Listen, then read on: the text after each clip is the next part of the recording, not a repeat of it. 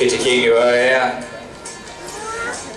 en del af det brasilianske hold, som vi jo ser i morgen i nationsspringning.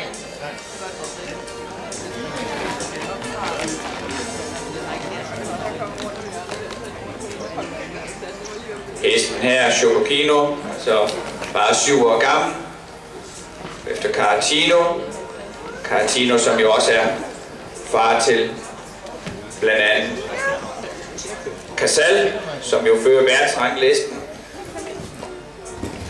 for øjeblikket. Også far til Cristallo og Richard Spooner.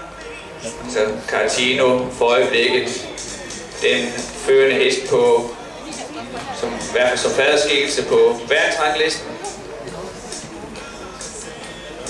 Også her Chocokino rigtig godt undervejs.